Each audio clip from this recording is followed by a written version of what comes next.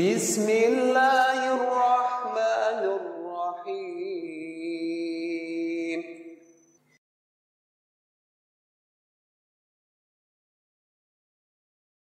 Terima kasih. Bismillahirrahmanirrahim. Assalamualaikum warahmatullahi wabarakatuh.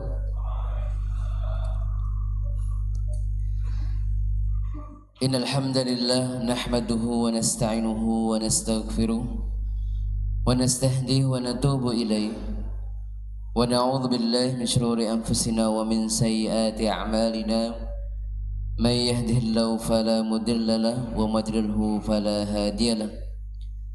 Wassalatu wassalamu ala nabiyyina wa habibina wa maulana Muhammadin sallallahu alaihi wasallam wa ala alihi wa ashabihi wa man ittaba'a hudahu ila yaumil qiyamah, amma ba'du.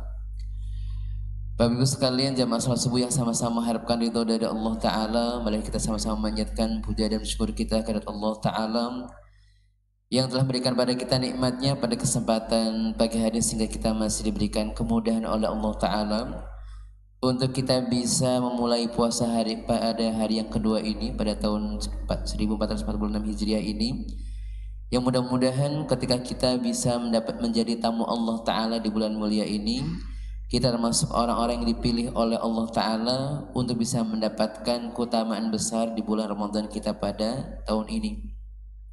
Salawat dan salam semoga tetap turun pada Nabi kita Nabi Muhammad SAW sebagai uswah hasanah kita, sebagai suri tauhid harapannya kita semua termasuk di antara sekian banyak umatnya yang mendapatkan syafaatnya besok di hari kiamat. Allahumma amin. Baik, Bapak Ibu sekalian dimuliakan oleh Allah Ta'ala, pada kesempatan pagi hari ini kita akan mereview kembali ya, artinya bukan mengajari yang baru tapi mengingatkan kembali, karena memang saya yakin ini bukan kali pertama panjenengan berpuasa. Sudah yang keberapa kali ya? Mungkin sudah ada yang 40 kali, ada 50 kali, ada yang 60 kali, bahkan mungkin lebih. Tetapi mudah-mudahan dengan Allah Ta'ala berikan pada kita kesempatan sekali lagi, Allah berikan pada kita kesempatan sekali lagi untuk bisa berpuasa Ramadan, maka mudah-mudahan kita termasuk orang-orang yang diinginkan kebaikannya oleh Allah Ta'ala. Karena sungguhnya orang-orang yang ada pada bulan Ramadan ini adalah orang-orang yang beruntung, karena nanti insya Allah akan mendapatkan hadiah besar dari Allah Ta'ala, yaitu Lailatul Qadar. Yang dengan Lailatul Qadar tersebut kita bisa menyelesaikan antara usia kita dengan amal kita insya Allah. Dalam rangka itu, maka ini kita akan review kembali tentang beberapa kaidah dalam fikih berpuasa, begitu ya. Kalau pengertiannya paham lagi, puasa itu adalah menahan diri dari makan dan minum dan lain sebagainya, itu adalah di pengertiannya. Kita bahas di kaidahnya ya. Kaidahnya yang pertama adalah la tasihhu siyam illa biniyah. Ya, yang pertama adalah bahwa puasa itu tidak sah tanpa diiringi dengan niat. Ya. Yang pertama puasa itu harus ada niatnya. Bagaimana niatnya tersebut? Dalilnya adalah kalau dalam hadis Bukhari dan Muslim sebutkan innamal a'malu binniyat wa innama likulli imri'in ma nawa. Sesungguhnya semua amal itu dengan niatnya, dan setiap orang akan mendapatkan apa yang ia niatkan. Ini niat secara pekerjaannya. Tetapi ada yang lebih dalam dari sekedar niat, yaitu kalimat hadisnya mengatakan man shoma ramadhana imanan wa ihtisaban ghufira lahu ma taqaddama min dzambi. Barang siapa yang berpuasa di bulan Ramadan karena iman dan mengharap pahala dari Allah Ta'ala, maka dosanya di masa lalu pasti diampuni oleh Allah Ta'ala. Kenapa saya sebutkan dua hadis ini? Karena memang dua hadis ini adalah berkaitan dengan niat, tetapi pendekatannya yang berbeda. Kalau hadis yang pertama itu adalah pendekatan sisi lahiriah, ya. Sisi lahiriah bahwasannya setiap orang harus meniatkan, gitu ya. Kalau dari sisi ya hadis yang kedua, ini adalah sisi batiniah. Jadi dalamnya. Kenapa? Karena niat itu bukan hanya sekedar apa yang diucapkan, tetapi apa yang mendorong kita untuk melakukan hal tersebut. Ya, bukan cuma inginnya saja, tetapi mengapa kita ingin, kemudian mengapa kita mau melaksanakannya, dan bagaimana cara kita melaksanakannya. Itu dalam pendekatan batin, yaitu man shoma ramadhana imanan wa ihtisaban ghufirallahu ma taqaddama min dzambi. Dari sisi pendekatan di bagian zahirnya ini ya, ada syaratnya ya. Yang pertama syaratnya adalah tabiid. Kalau di sisi lahiriahnya, seorang ketika niat maka harus meniatkan di malam hari sebelum subuh untuk meniatkan puasanya. Nabi mengatakan, "Malam yubayyitis siyam qabla al-fajr fala siyama lahu." Barang siapa yang tidak berniat di malam hari sebelum fajar, maka tidak ada puasa baginya. Ini tentang meniatkan di malam hari, ya. Tetapi ini bukan perintah untuk melafalkan, karena yang melafalkan itu adalah pilihan ya, pilihan. Boleh dilafalkan, juga boleh tidak. Tetapi kalau melihat teks hadis Nabi SAW, bahwasannya Nabi tidak melafalkan niatnya kecuali hanya pas umroh atau haji saja. Yang ibadah yang lainnya, maka tuntunannya adalah di dalam hati. Meskipun untuk menguatkannya boleh dilafalkan, tapi utamanya adalah niat dalam hati kita. Nah, ketika kita sahur tadi pagi sudah dianggap niat, okay? Tidak perlu misalkan kayak di TV ya, kayak Upin ya, lagi sahur kemudian niat dulu, tidak perlu. Kenapa? Kalau panjenengan sahur itu kan sudah niat mau puasa ya. Kira-kira sahur itu makan pagi atau makan malam? Sahur ya sahur, mau puasa begitu ya. Berarti sudah dianggap niat. Tarawih sudah dianggap niat belum Ustaz? Kalau tarawih malam belum tentu. Kenapa? Ada orang yang tarawih tapi tidak puasa. Mungkin safar gitu. Tapi kalau sahur otomatis orang sudah meniat mau berpuasa, sehingga kalau kita sahur tadi pagi, insya Allah sudah dianggap niat, ya seperti itu. Yang kedua, takrir, artinya harus diperbaharui setiap malam, ya.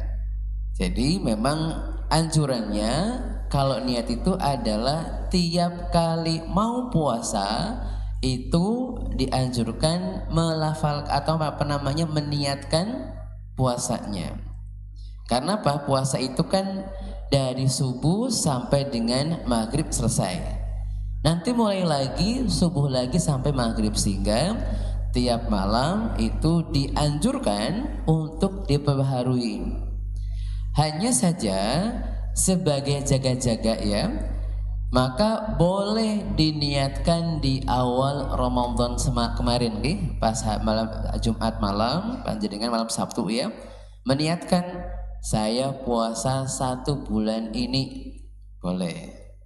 Kenapa? Ayatnya mengatakan faman syahida minkumus syahra falyasum.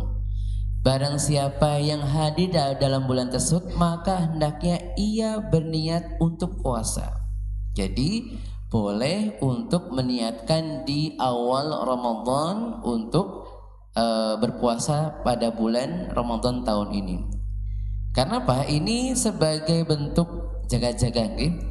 Kadang-kadang mbok nanti kelupaan tidak niat begitu ya. Karena memang mungkin bangunnya kesiangan gitu ya.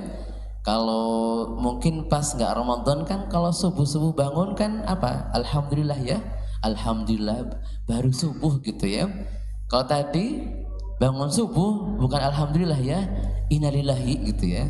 Innalillahi subuh gitu ya. Jadi bedanya. Jadi kalau nggak Ramadan subuh bangun alhamdulillah, tapi kalau pas Ramadan Kok subuh baru bangun? Innalillah. Kenapa? Sudah disiapkan sahurnya, ternyata nggak sahur. Jadi kalau kemudian ada keterlambatan begitu ya, atau contoh mohon maaf bagi para ibu-ibu yang kemudian sedang haid gitu ya, itu kalau kemudian ternyata tidak dicek pagi harinya sebelum subuh, dicek sudah selesai atau belum gitu ya, kok kemudian bangunnya subuh ternyata sudah bersih, sudah tercover dengan niat di awal bulan Ramadan. Jadi kalau panjenengan para ibu-ibu ketika sudah niat kemarin di awal Ramadan, niat puasa Ramadan, kecuali pas datang bulan misalkan begitu, maka kalau kemudian pas hari H di mana selesai kok kemudian tidak dicek, kemudian subuh baru bangun dan sudah bersih, sudah dianggap niat berpuasa ya. Seperti itu kalau kalau sudah selesai haidnya gitu ya. Maka memang bagi para ibu sekalian maka untuk Ramadan ini gitu ya, ketika sebelum subuh jika sudah saatnya berhenti haidnya, maka diperiksa haidnya masih ada atau tidak. Kalau masih ada darahnya berarti nggak usah puas. Tapi kalau sudah berhenti darahnya, kemudian niat berpuasa ya, atau sahur dan berpuasa. Adapun mandinya boleh habis subuh nggak apa-apa. Tapi yang penting di niat atau sahurnya sebagai bentuk niat dari puasa kita ya. Kemudian yang ketiga ta'yin. Ta'yin maksudnya apa? Harus jelas puasa apa ini gitu ya. Karena memang puasa itu kan macam-macam ada yang sunnah, ada yang wajib, segala macam begitu ya. Tapi para ulama sepakat bahwa ketika bulan Ramadan tidak boleh ada niat yang lain kecuali niat puasa Ramadan tahun ini. Kan mungkin ada ya, ada yang ibaratnya mohon maaf kayak gali lubang tutup lubang ya. Kemarin urung lunas puasane siki nggo bayar wingi gitu ya, nggak boleh. Nggak boleh niatnya saya kodok puasa tahun kemarin belum selesai 1 hari, hari ini hanya untuk tahun kemarin. Berarti yang tahun ini dibayarnya besok lagi, kan kayak utang ya, utang buat bayar sini begitu ya. Tapi kalau Ramadan tidak bisa. Jadi Ramadan itu hanya untuk puasa Ramadan pada tahun ini. Tidak boleh untuk puasa sunnah atau tidak boleh untuk puasa Ramadan yang diqadha dan sebagainya, tidak boleh. Jadi harus niatnya puasa Ramadan tahun ini ya. Ini di pendekatan secara zahirnya ya gitu. Kemudian ada pendekatan di batinnya ya. Bagaimana pendekatan batinnya? Pendekatan batinnya adalah bahwa bagaimana kita itu berlapang dada dengan semua perintah Allah Ta'ala. Dalam surat An-Nur ayat 51 Allah mengatakan, innama kana qaulal mu'minina idza du'a ila Allah wa rasulih liyahkuma bainahum yaqulu sami'na wa ata'na wa ulaika humul muflihun.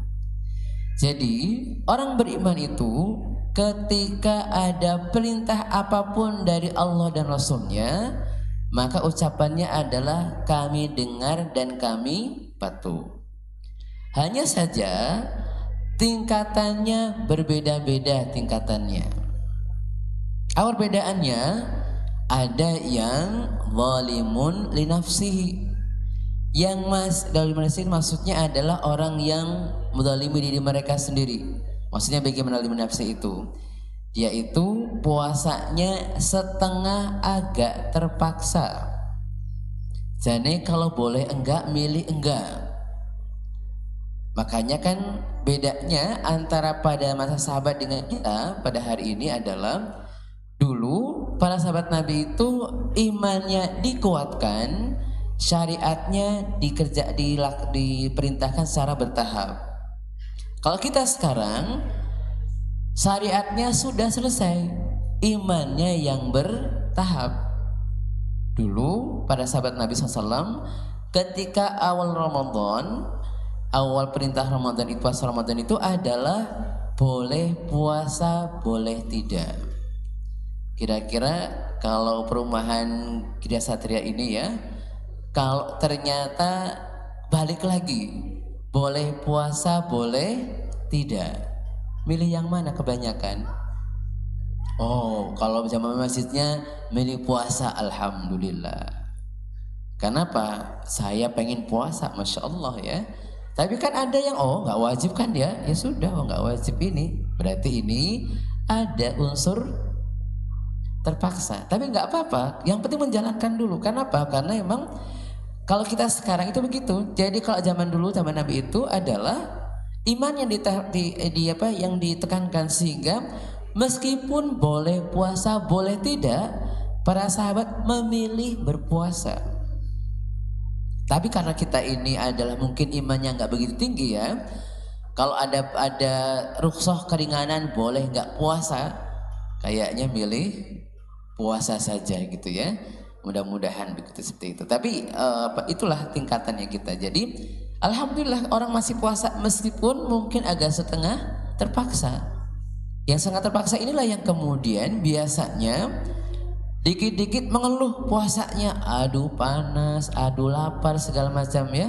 Ibadatnya ini mungkin kayak anak SD ya, kayak anak-anak panjenengan anak SD itu kan kalau puasa kan masya Allah ya, kalau nggak sahur rasanya pegang pensil kayak pegang pacul ya, karena nggak sahur gitu ya, begitu. Apalagi kalau kalau saya sering sampaikan di mana-mana ya. Jadi kalau ini yang level yang paling bawah itu, semua panca inderanya tergoda untuk buka puasa. Dari mata harusnya turun ke hati ya. Tapi pas Ramadan dari mata turun ke perut. Kenapa itu? Jadi kalau lihat iklan iklan sirup rasanya sampai ke sini ya, padahal cuma lihat aja ya. Sampai ke kerongkongan. Oh, kayaknya seger banget tuh gitu ya. Jadi kalau panjenengan kalau lagi puasa kalau lihat ada iklan gitu ya, kok masih agak-agak, kalau bahasanya kemelecer gitu ya, berarti imannya masih level yang bawah ya. Meskipun sudah lanjut tapi kayaknya masih SD ya, begitu ya. Tapi oke lah, yang penting berpuasa. Ada muktasid itu adalah orang yang cukup jadi puasa-puasa. Hanya tidak ada yang lebih dari yang lainnya. Ya bedanya antara hari yang lain dengan hari yang tidak berpuasa hanya puasanya saja. Ibadahnya sama, gak ada yang lebih. Makanya level yang ketiga adalah kesempatan ketika ketika puasa Ramadan ini saatnya untuk berlomba dalam kebaikan. Ya, seperti itu. Jadi kalau yang terakhir ya puasanya Nabi nih, puasa Nabi itu ala yang itu puasanya Nabi. Jadi puasa Nabi itu sudah tidak mikir makan dan minum. Yang dipikirkan adalah bagaimana ibadahnya. Makanya Nabi Muhammad SAW itu kayaknya agak susah kita melakukannya ya. Beliau ketika berpuasa berbukanya hanya kurma dan air putih saja. Setelah itu salat maghrib, ibadah sampai sahur, menjelang sahur ibadahnya. Dari maghrib sampai sahur ibadahnya ya. Kalau kita kan nggak begitu ya. Jadi kalau kita mungkin level yang ketiga lah. Yang keempat kayaknya agak berat ya. Kenapa? Karena kalau puasa Ramadan kayaknya kalau kurma air putih iya, tapi itu adalah ronde pertama ya. Nanti setelah itu ada takjilnya, ada lagi, ada makan besarnya. Habis tarawih masih makan lagi. Kenapa? Ustadz mubadir kalau nggak habis begitu ya. Kasihan yang jualan di mana. Makanya kan kalau orang jualan makanan kira-kira ya habis isya pun masih ada yang jualan ya. Itu adalah untuk tadi orang-orang yang kalau tarawih kelaparan kemudian makan lagi. Sahur pun makan lagi, sehingga ini nanti panjenengan ditimbang berat badannya ya. Ketika sebelum Ramadan berapa, pasca Ramadan kalau naik berarti belum mengurangi makan dan minum, hanya pindah jam makan saja ya. Gak apa-apa, wong boleh ini gitu ya, tapi memang berarti belum sampai yang level yang ketiga ya, yang keempat susah memang ya. Ya nggak apa-apa lah, yang penting level ketiga pun boleh ya. Jangan sampai cuma yang 1 dan 2 ya, seperti itu. Ini secara batiniahnya, makanya emang kenapa ada man shoma ramadhana imanan. Jadi kadar iman inilah yang mempengaruhi kita levelnya mana. Levelnya tinggi, imannya tinggi, levelnya lebih tinggi. Levelnya imannya rendah, levelnya juga rendah gitu ya. Kemudian pengetahuan tentang yang cukup tentang puasa, apa pengetahuannya? Pengetahuan tentang waktunya ya. Jadi puasa itu dimulai dari terbit fajar shadiq atau fajar yang kedua di pagi hari, yaitu maksudnya dari ketika berkumandang azan subuh. Allah berfirman, "Fal'ana bashiruhunna wabtaghu ma kataballahu lakum wa kulu washrabu hatta yatabayyana lakumul khaytul abyadu minal khaytil aswadi minal fajr." Jadi mulai puasa itu adalah dari terbit fajar yang kedua ketika sudah benar-benar jelas ya. Kalau berakhirnya ketika matahari terbenam. Gak harus adzan dulu, tidak harus. Yang penting kalau sudah waktunya terbenam, sudah boleh berbuka puasa. Karena apa? Kadang-kadang begitu ya. Kadang-kadang masalah buka puasa ini, Masya Allah ya, kita itu kan biasanya kalau Ramadan sangat teliti ya tentang adzan maghrib begitu ya. Kalau lebih semenit aja gelisah, ini jamnya sudah bunyi tapi masjidnya belum adzan, bagaimana nih begitu ya. Sebenarnya kalau sudah alarmnya sudah berbunyi maghrib, sudah boleh berbuka meskipun belum adzan ya. Terbantu dengan jam kita, tapi jangan jam dinding ya. Kalau jam dinding suka agak suka agak error, atau mungkin jamnya versi buat anak kita gitu ya. Tapi yang penting adalah sudah waktunya, sudah ada alarmnya, sudah boleh buka puasa. Tidak harus mendengar adzan subuh, adzan maghrib ya. Kalau subuh memang begini ya, subuh itu kalau di Indonesia memang secara kaidahnya subuh di Indonesia itu adalah baru terbit fajar sudah subuh. Tapi dalam beberapa mazhab yang lainnya, ketika sudah benar-benar terbit, ibarat begini, kalau bahasanya baru muncul sedikit sudah subuh. Tapi dalam mazhab yang lain, jika sudah benar-benar merata, baru kemudian itu subuh. Sehingga dulu sempat ada kajian di Indonesia itu memang ada kepagian lebih dulu sekitar 10 menitan. Contoh tadi subuhnya jam 4.31. Ini memang awal fajar. Tapi yang benar-benar fajar, terbit fajar itu adalah 10 menit setelahnya. Jadi jam 4.41 nih. Artinya apa? Jadi kalau kadang-kadang panjenengan adzan kok baru bangun, masih boleh makan sampai 10 menit kemudian. Tapi nggak boleh buat langganan ya, nggak boleh ya. Waduh, kapan nanti jamaahnya kalau 10 menit baru kemudian selesai. Jadi ini tips saja ketika mungkin tadi ya, ketika pertama mungkin panjenengan misalkan terlambat bangunnya, atau biasanya kalau panjenengan punya anak-anak itu ya, kadang-kadang kan kalau pas saatnya sahur malah nggak makan, begitu mau adzan nembe tadi disuruh makan nggak mau, sekarang sudah adzan tuh gitu ya.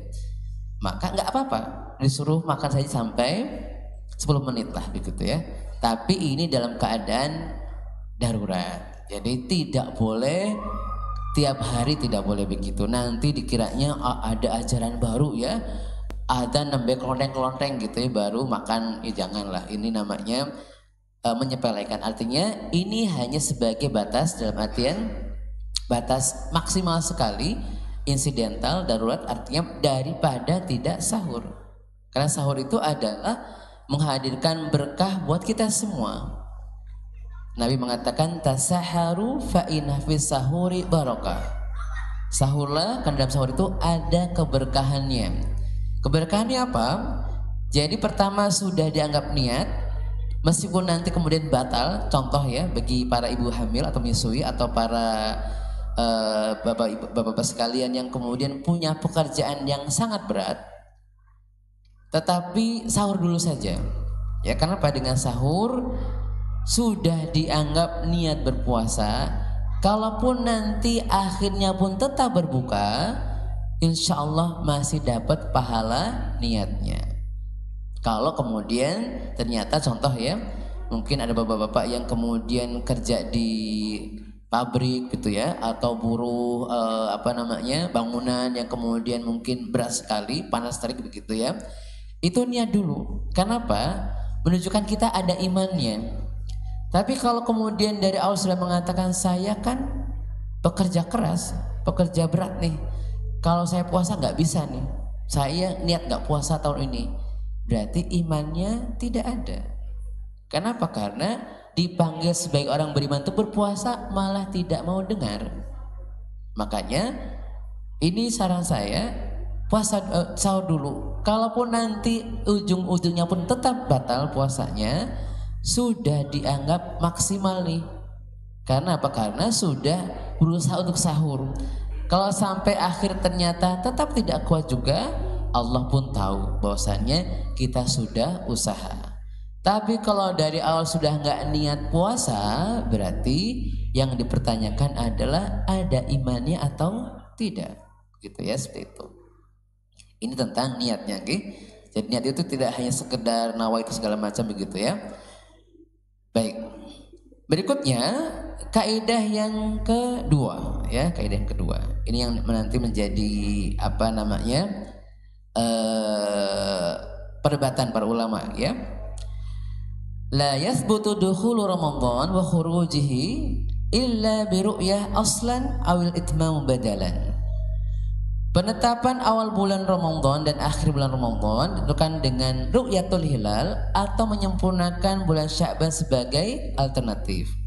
Ya. Dalilnya apa dalilnya? Dalilnya adalah sumu li ru'yatihi wa aftiru li ru'yatihi. Fa in humiya 'alaikum fakmilu iddata Sya'ban 30 yauman. Puasalah karena melihat bulan dan berbukalah karena melihat bulan. Jika mendung maka sempurnakan Sya'ban menjadi 30 hari. Ada yang lainnya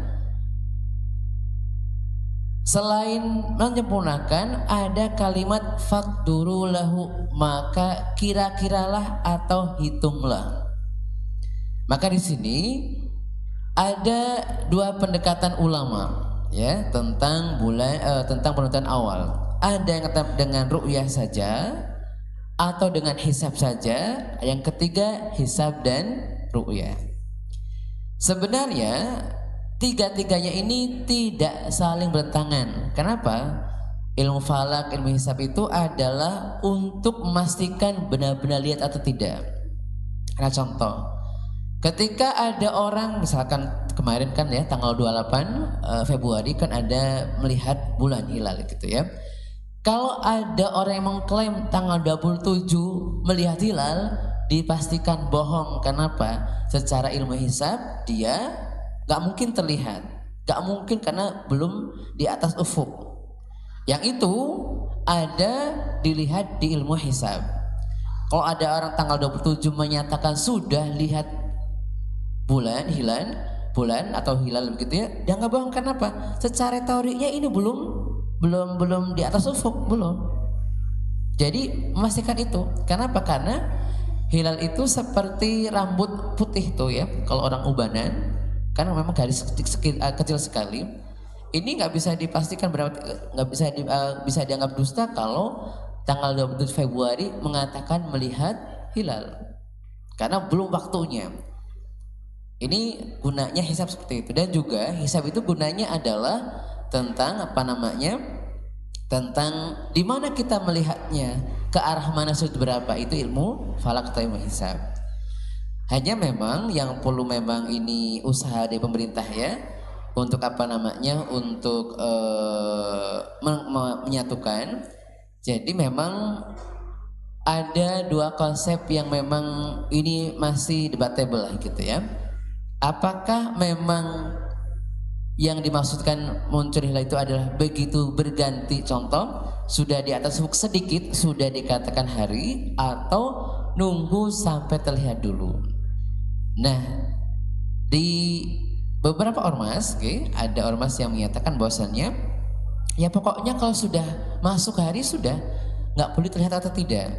Tapi kalau yang kalau jumhur ulama itu adalah betul sudah di atas ufuk tapi bisa dilihat atau tidak. Kalau keputusan mabimnya gitu itu adalah 3 derajat dan lamanya 6 menit gitu ya.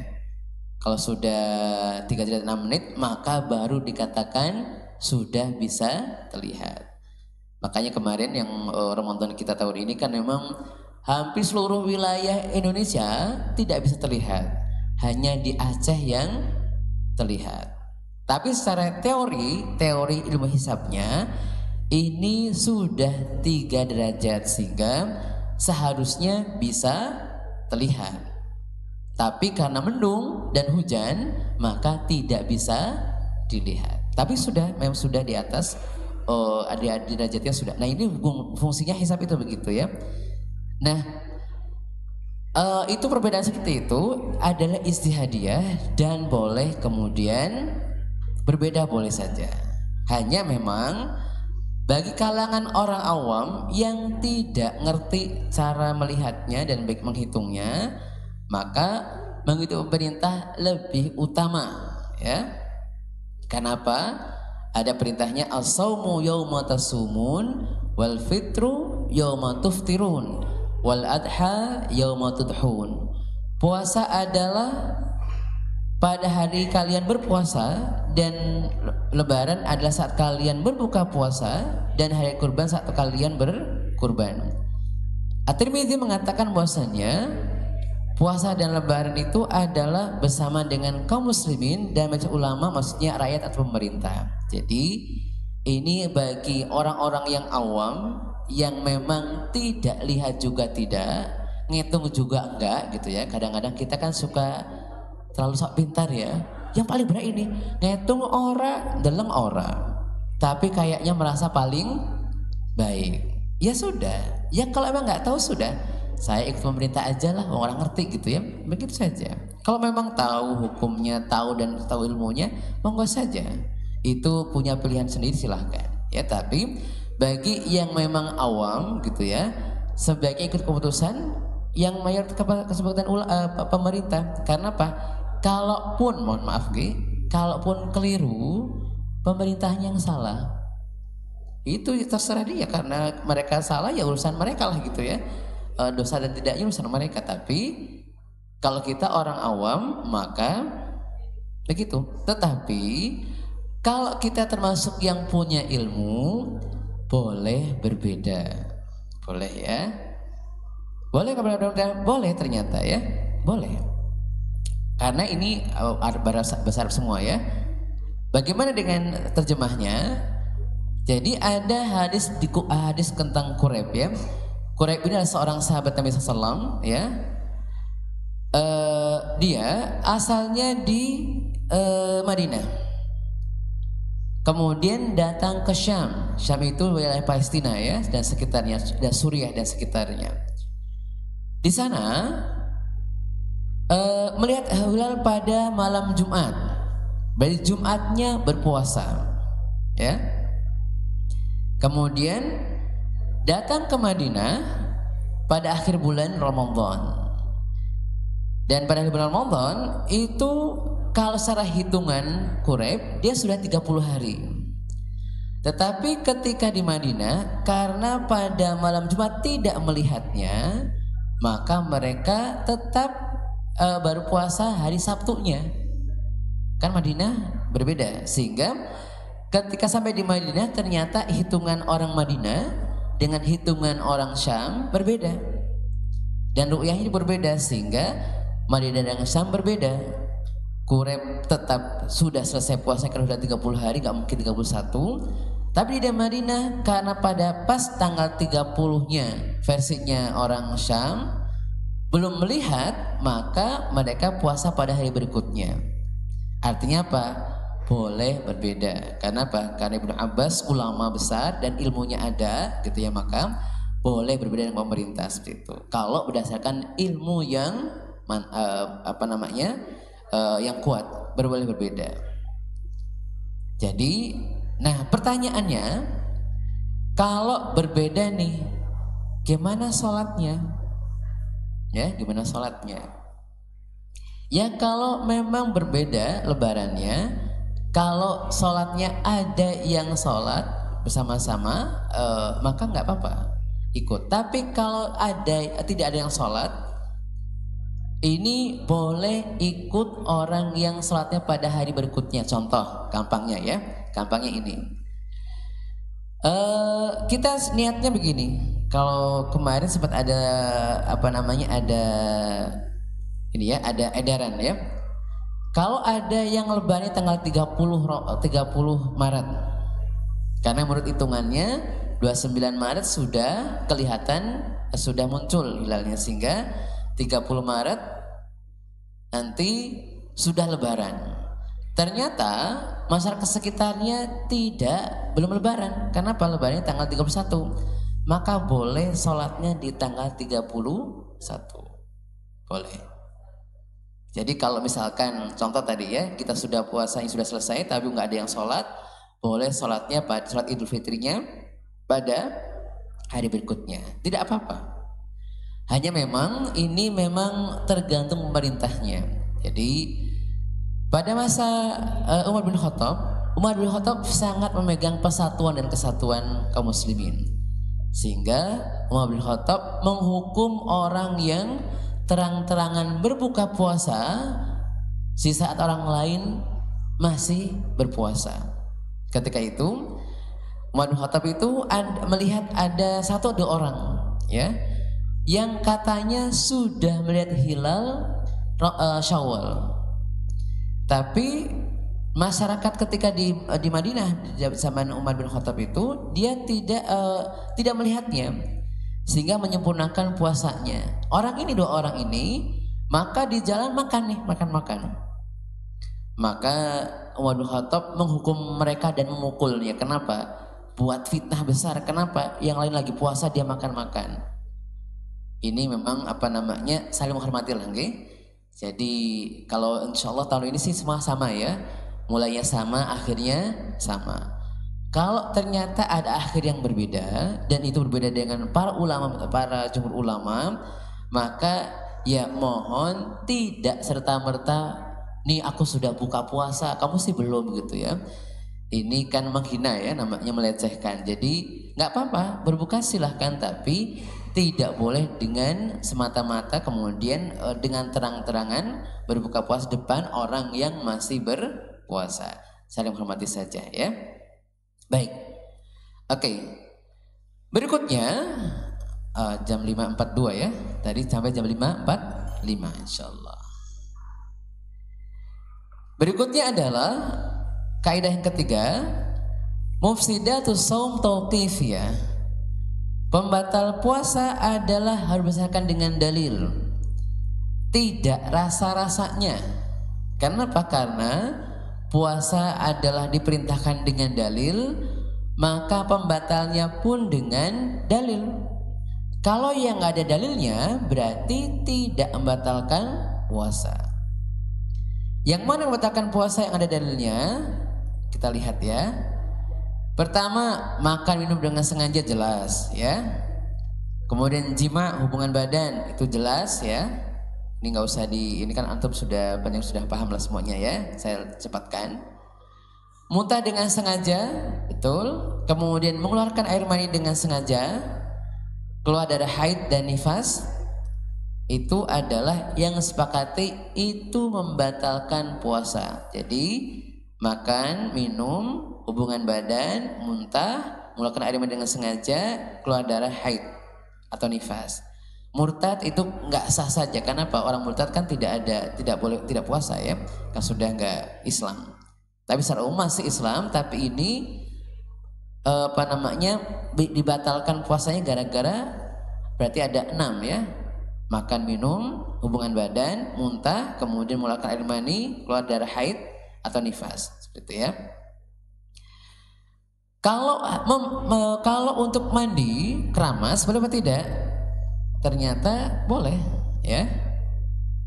Nabi SAW pernah ketika sedang puasa Ramadan, kemudian panas sekali, maka dia menyiramkan air di kepalanya karena saking panasnya. Boleh disiram kepalanya tuh ya. Makanya nanti kalau panjangan punya anak kemudian bilang, aduh panas, aduh lapar, sudah mandi aja sana gitu ya. Boleh. Ustadz, nanti mandinya minum, nggak seberapa juga minumnya ya. Kan kalau minum nggak mungkin gayungnya diminum, kan nggak mungkin lah. Jadi hanya penyegar kembali silakan aja ya, seperti itu. Jadi untuk mandi boleh, keramas juga boleh begitu ya. Cuma nanti kalau gosok gigi bagaimana nanti ya kita bahas ya. Berkumur istinsyak tanpa berlebihan. Jadi kalau puasa Ramadan masih boleh berkumur, tapi tadi ya dengan tangan kanan dan 3 kali, sedikit aja kumurnya. Nah, kenapa kemudian para ulama mengatakan di Indonesia mengatakan makruh? Karena kadang-kadang kumurnya dengan 2 tangan penuh lagi, apalagi dalam hati mengatakan lumayan seger, berarti ya ini sudah ada makruhnya kalau situ gitu ya. Tapi kalau kita dengan 1 tangan kanan saja, sedikit saja, ini diperbolehkan ya. Karena Nabi juga pernah berkumur-kumur, memerintahkan berkumur-kumur ya. Baik, berbekam ya. Berbekam itu memang ini ada 2 pendapat ulama, tapi yang sahih adalah kalau tidak lemas, tidak mengundang dia mengundang berbuka puasa, tetap boleh. Jadi misalkan hanya sedikit aja, karena ada bekam, ada yang bekam kering, ada bekam basah ya. Kalau bekam kering nggak masalah, karena nggak sampai bikin darahnya banyak banget. Tapi kalau bekam basah memang mungkin tadi banyak banget, kalau bikin lemas begitu ya, seperti itu. Demikian pula kalau donor darah pun, kalau kemudian tidak lemas maka boleh. Kalau donor darah ya, karena sama dengan bekam.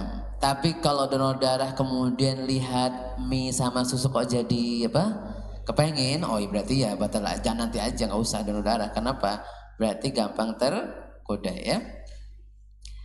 Berikutnya, mencium suami atau istri di siang hari boleh, nggak apa-apa. Ya boleh, nggak apa-apa ya, seperti itu. Jadi nggak masalah. Cium tangan, cium pipi, segala macam boleh, gitu ya, seperti itu ya.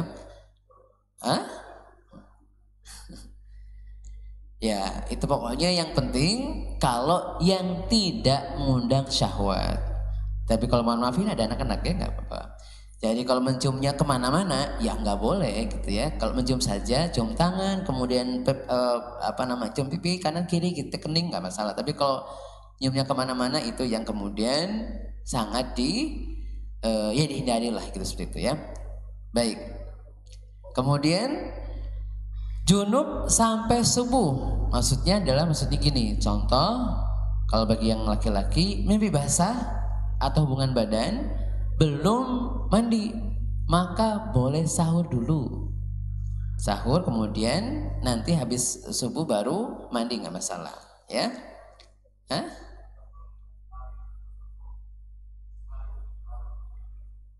Iya enggak, kan gini, kan sahur kan sampai subuh. Kan berarti habis subuh baru sampai adzan baru mandi kan, begitu ya kan? Ya enggak, iya sebelum subuh mandi dulu pastinya, sebelum sholat subuh mandi dulu. Makanya maksudnya gini, ketika masuk subuh baru mandi, baru sholat subuh ya, begitu maksudnya gitu ya. Kalau belum mandi subuh kemudian sholat subuh ya nggak boleh ya. Jadi intinya adalah puasa itu tidak harus bersih dari tidak harus bersih dari hadas besar. Yang penting hadas besar itu adalah ini kalau haid, kalau haid misalkan ya, tidak harus mandi dulu untuk berpuasa. Haidnya berhenti, sahur dulu, kemudian azan berkumandang, subuh mandi baru sholat subuh. Yang laki-laki kalau masih ada hadas besarnya, kemudian belum mandi besar, kemudian sahur, baru ketika adzan subuh kemudian mandi, baru sholat subuh, seperti itu masih boleh ya. Oke. Nabi SAW boleh juga tidak makan sampai sahur. Ya, sahur kalau sahur utama ya. Kalau sahur utama, sahur tidak boleh ketinggalan, tapi kalau buka boleh agak ditinggalkan menurut para ulama kita. Tapi ini hanya bagi beberapa orang saja ya. Baik, berikutnya ya. Bersiwak, memakai minyak, pakai minyak wangi, obat tetes dan inai. Inai itu maksudnya adalah daun pacar ya, yang masuk ke artinya yang itu ada cairan masuk ke tangan kita. Siwak diperbolehkan karena siwak tidak ada aromanya ya. Bagaimana dengan pasta gigi? Jadi pasta gigi ini memang karena ada aromanya, ada 3 levelnya ya. Jadi kalau masih pagi sampai dengan jam 10 sampai duha, ini masih boleh. Kenapa? Orang tidak cenderung untuk menikmatinya. Kalau jam 10 sampai jam 12 itu makruh. Karena sudah mulai agak lapar ya. Jadi mbok nanti menikmati. Tapi kalau habis zuhur sampai dengan maghrib itu haram. Kenapa? Karena biasanya kalau sudah sore banget itu cenderung agak lumayan seger ya giginya. Jadi kalau giginya gak usah gigi kan rasanya dan apa namanya di sini ya agak semeriwing, ada segala macam, menikmati, sehingga ini dikhawatirkan seperti itu ya. Jadi ini ijtihad ulama saja begitu ya. Baik, ini tentang yang puasa. Baik, lanjutkan sampai yang keempat saja ya. Nanti habis itu kalau bertanya diperbolehkan. Kaidah yang keempat, yaghlibu janibal manfaat mu'tad wa yaghlibu janibal taqdiyah fi ghairihi. Lebih utama, lebih diperhitungkan saluran pencernaan yang normal dan fungsi pemberi nutrisi pada selain saluran pencernaan normal. Jadi taqdiyah itu mesti memberikan tenaga ya. Dan selain pada saluran pencernaan normal. Maksudnya bagaimana? Jadi kalau di dalam masalah pembatal puasa, karena yang dipastikan benar adalah tidak boleh makan dan minum. Berarti makan minum lewat mana? Jalan makan dan minum lewat mana? Dari kerongkongan sampai lambung. Ya, orang kalau lewat kuping makan enggak? Lewat kuping lagi makan enggak? Hidung begini lagi makan enggak? Yang makan itu adalah dari kerongkongan sampai ke lambung dikatakan makan. Jadi kalau ada benda masuk melalui kerongkongan sampai ke lambung itu baru batal. Meskipun benda itu bukan makanan dan minuman. Ya. Ini yang utamanya. Kenapa? Ada sebagian kaum muslimin, ada sebagian para ulama ya, ini dalam mazhab Syafi'i di kita gitu ya. Itu memang agak hati-hati, lebih hati-hati. Jadi di dalam tubuh manusia kalau laki-laki ada 6 lubang ya, 2 telinga, 2 hidung, 1 mulut dan 1 dubur, itu 6 laki-laki. Kalau perempuan ada 7 ya.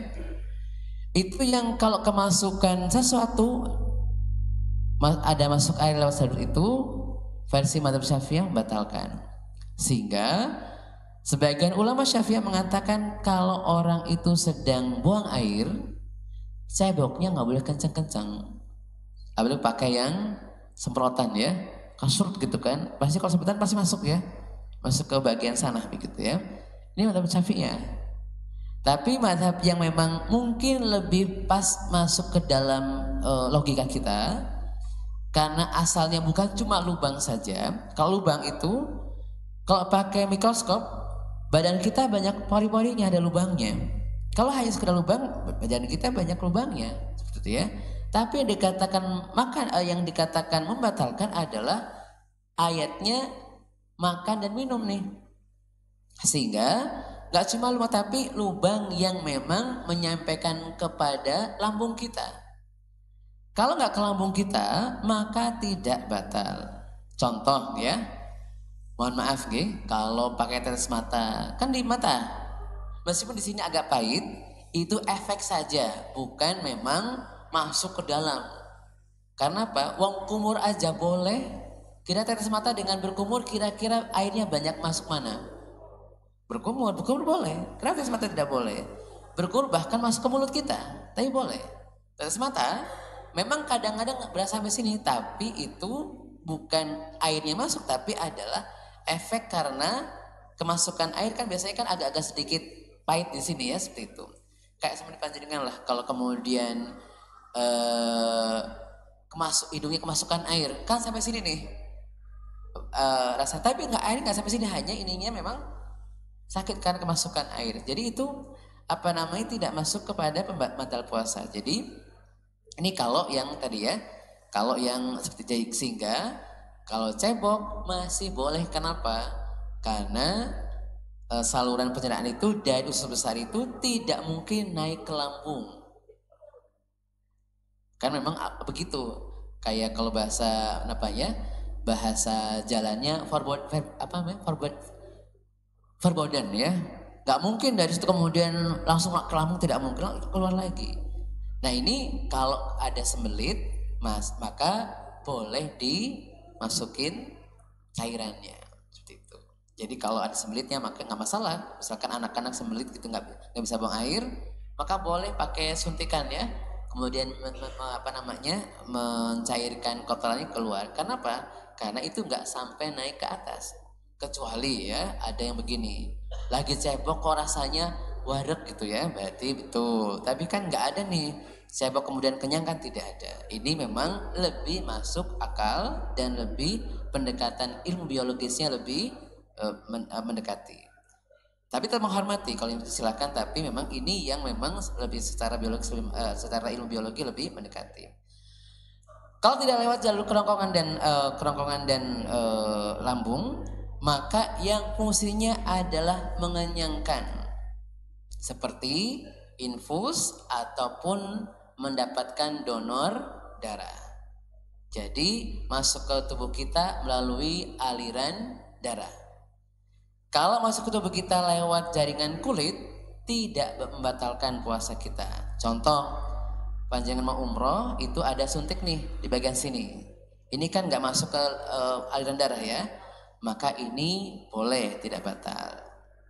Atau mungkin para ibu-ibunya mungkin ya, nanti mau Syawal mau glowing gitu ya, suntik vitamin E gitu ya, E-nya satu aja jangan dua ya, kalau dua nanti repot ya.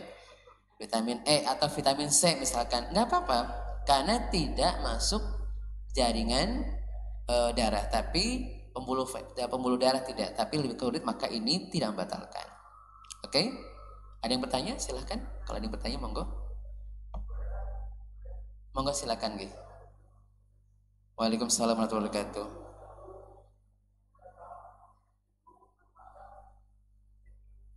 Oke.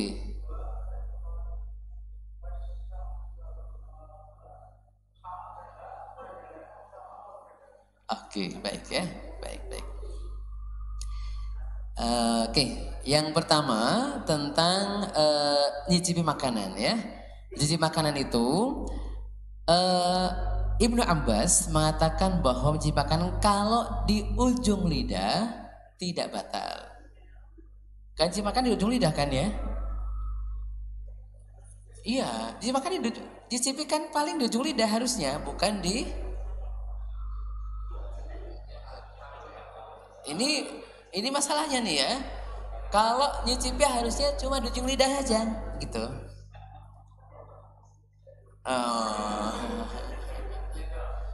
Ya kalau kamu di ujung lidah, sadar-sadar kalau di ujung lidah nggak apa-apa, di ujung lidah. Ini ya setelah itu dilepeh. Tapi kalau kemudian nyicipi kemudian satu mangkok ya nggak mencicipi namanya ya, itu makan nih. Jadi kalau di ujung lidah maka Tidak apa-apa kalau ujung lidah. Jadi tergantung nyicipinya gitu seperti itu. Kan paling nyicip kan asin, manis begitu ya. Gak mungkin sampai ini enak apa enggak. Kalau enak banget enggak boleh ya. Hanya untuk asin apa tidak begitu itu enggak masalah. Jadi seperti itu.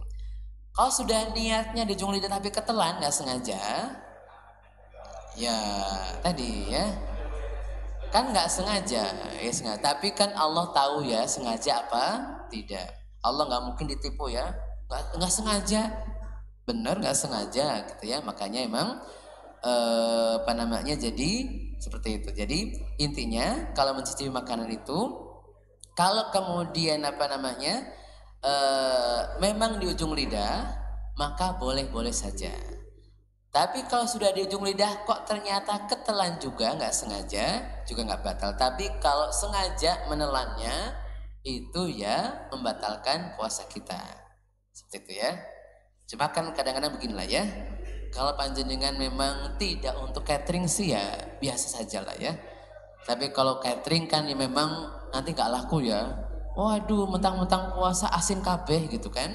Ini kan repot ya. Tapi kalau memang hanya untuk keluarga sendiri, ya kurang-kurang manis sedikit ya oke lah. Nanti tambah gula nanti ketika sudah buka kan begitu ya. Kan nanti udah langsung makan ya. Apa namanya bisa nanti ditambah sedikit begitu ya. Jadi ini pintar-pintarnya kita. Tapi kalau kemudian memang bisnisnya catering, bisnisnya warung makan, ya memang dibutuhkan cicipi itu. Karena apa? Nanti kalau cicipi kan nggak mungkin pelanggannya mengatakan, oh maklum ini yang punya lagi puasa, nggak begitu. Tapi kalau keluarga kan maklum ya, kalau agak asin sedikit kan maklum mau lagi puasa kan nggak nyicipi ya, itu maklum saja. Jadi ini yang tentang apa namanya, tentang mencicipi makanan. Kalau tadi yang wasyamsi wadduhaha itu memang harusnya dua sama-sama duanya, nggih. Tapi memang mungkin lidahnya terlalu nggak bisa dikontrol sehingga kadang-kadang lebih panjang yang haknya gitu ya. Gitu. Baik, jadi harusnya dua sama-sama duanya. Cuma kalau di ujung kadang-kadang suka lepas apa namanya kontrolnya begitu ya. Nah, terima kasih sudah diingatkan begitu ya. Baik, Oke, begitu. Ada lagi tanyakan, monggo. Sudah jam 6 gitu. Cukup oke, baik, cek baik ya.